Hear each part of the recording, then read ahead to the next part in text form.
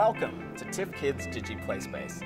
This behind-the-scenes peek at the artists and technologies found in the digiPlaySpace gives you the chance to see the work and the creativity behind the projects. We're extremely proud to welcome these internationally renowned artists to TIFF Bell Lightbox.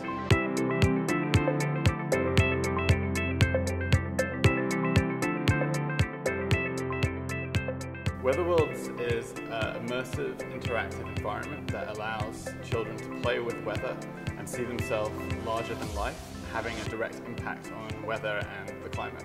Weatherworlds uses green screening to composite the children into an interactive projected environment, and then we're doing kind of motion tracking on the body, tracking the hands, the head, the gestures, and we use those gestures to allow the children to influence the world and create weather. So they might kind of do their hand like this and create a tornado, or they might stretch out their finger and shoot a lightning bolt.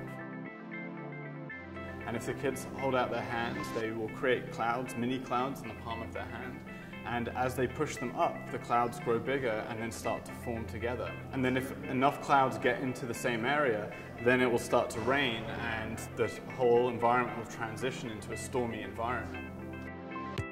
In these type of applications where we're looking at submersing the kids in an environment, the projector technology allows us to do that, have them get that full experience.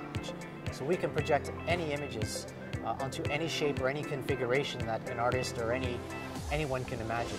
Panasonic is happy to be a sponsor of TIFF Kids digiPlaySpace. What we've done is created 3 separate areas where people can play around with touchable circuits.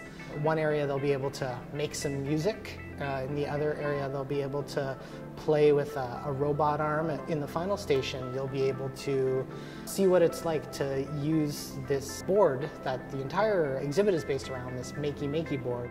Makey is an invention kit for everyone. It's a little circuit that you plug into your computer and it pretends it's a keyboard, but you get to make your own keys. Using physical objects from around the house or things that you would pick up at the market. People, pets, plants.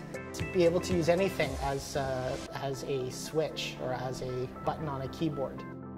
The puppet-powered Mega-Pixilation Dream Engine is basically large-scale stop-motion using the latest stop-motion software, Dragon Frame, and large-scale 2D puppets. The concept is really simple. It's basically taking animation techniques that were used at the very start of animation, inspired by Monty Python collage-type animation, but then kind of bringing it into a larger scale.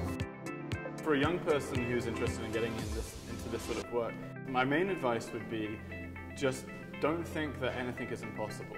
One of the really powerful things that comes along with learning how to code is what we call computational thinking. It's a way of solving problems, a set of strategies and a way of thinking about the world. You can use that way of thinking, that whole computational approach, to solve other kinds of problems out in the world, away from the domain of coding and programming. So we think it's incredibly useful kind of as a life skill.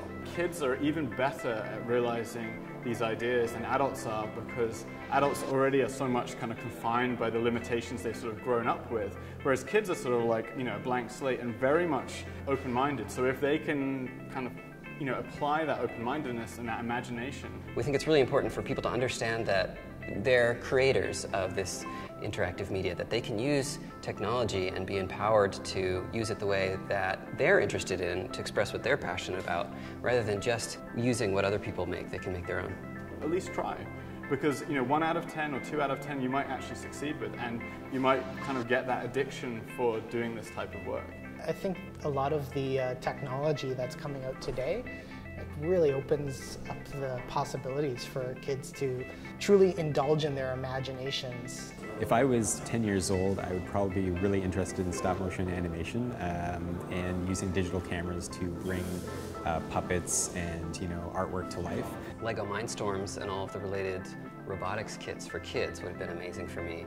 at that age. 3D printing is also really interesting. I mean, who doesn't want to do that? I still want to make toys, you know, so. I used to design my own Transformers when I was a kid. Being able to actually come up with designs for Transformers and perhaps print out my own, that would have been a lot of fun. There's a whole world of these kinds of construction kits and technologies available for creative play and making. Actually being able to manifest their wildest dreams into physical objects.